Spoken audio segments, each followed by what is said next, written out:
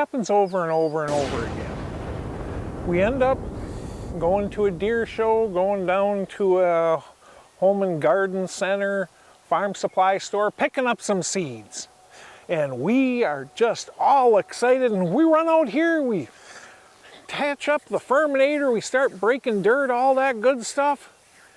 And now, geez, 3-4 weeks later, we got this thriving food plot. Season is right around the corner.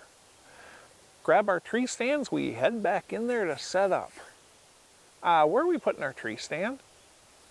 How are we getting there? How are we getting out? What's our safe wind direction? Does our safe wind direction match our safe wind for access and departure? Now, so many things. It is awesome. It is awesome that so many of us are now going out and improving our habitat, sincerely. But if you are going to go ahead and do this stuff, doesn't it make all the sense in the world to get the maximum amount of benefit yourself from this that you can? And that is really mainly what we're going to be talking about today, and that is creating a deer flow. And what do I mean by deer flow? I mean, all right, they're bedded here. They're feeding here. They're logically going to be traveling between these 2 points, getting between bedding and feeding.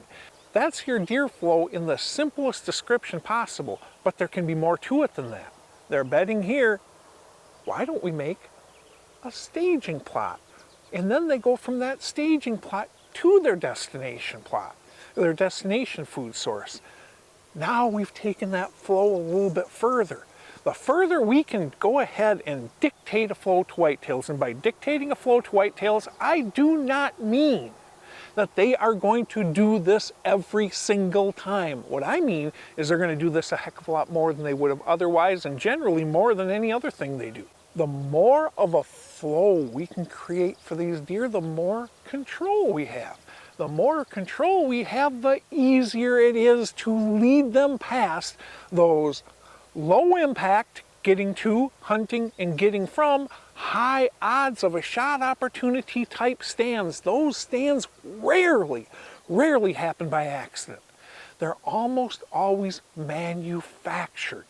How can we set up that flow? One of the keys to all this is something as simple as grains versus greens. You want to get into a real deep conversation with a bunch of hunters? Ask them what deer like during the various times of the year. Now, sure, everybody's going to say acorns, but outside of acorns, some people are going to say corn, some people are going to say soybeans, some people are going to say alfalfa, other people will say clover, other people will say brassicas, yet more will say cereal rye. That's all true, because there is no one food source that rocks the entire year round or the entire season long.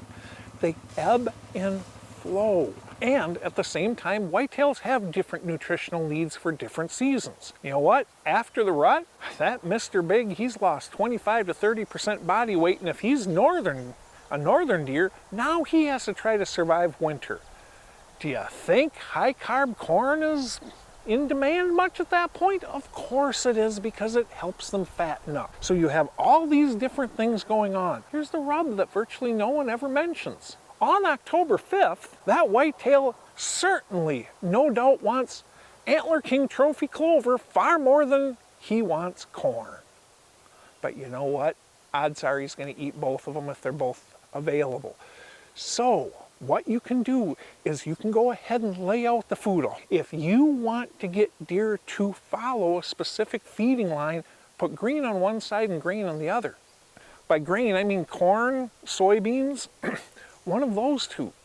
If you can combine your Antler King Trophy Clover with corn, or your Antler King Trophy Clover with Red Zone, which happens to be a soybean mix. Now, put your green here, your green there, your stand right here. Guess what? Those deer, they're going to be going like this. So now we can go ahead and put our flow on steroids by going ahead and creating that 1/4 to 1/2 acre green plot 50 yards in before you get to that grain. Now all of a sudden and then adorn that with a glut of licking branches. Now you've got a deer flow. They're going to be going from that bedding to that food, to that staging plot, wasting 15-20 minutes there, doing a little eating, doing a little scraping, and then going off to that destination food source, reverse it in the morning. That is a deer flow. Another way to do it is if you're on a farm field. You can't create that in-woods food source, so instead what you do is you go ahead and you put a little half acre of greens in that back corner. Before the grains, you set up, not every time, but most times, right on the edge, the transition between the beans and the green, and there is taking advantage of that deer flow. No, every deer are not going to want those beans or that corn worse that day, but almost every deer are going to eat both the greens and the grain. That is a trick we can take advantage of consistently.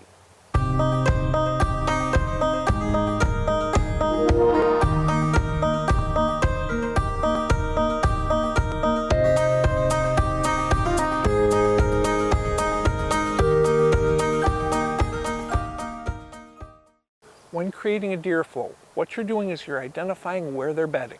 You're identifying where they're feeding, how they're traveling along between those areas, and then putting it on steroids. Either going the staging plot route or alternating crops. Either method goes ahead and takes our game up a significant notch. And the beautiful part about creating those staging plots is you have control over where you make them on your ground. Make them in places you can get to, hunt, and get out of safely, that also offer extremely high odds of Mr. Big walking through there during daylight.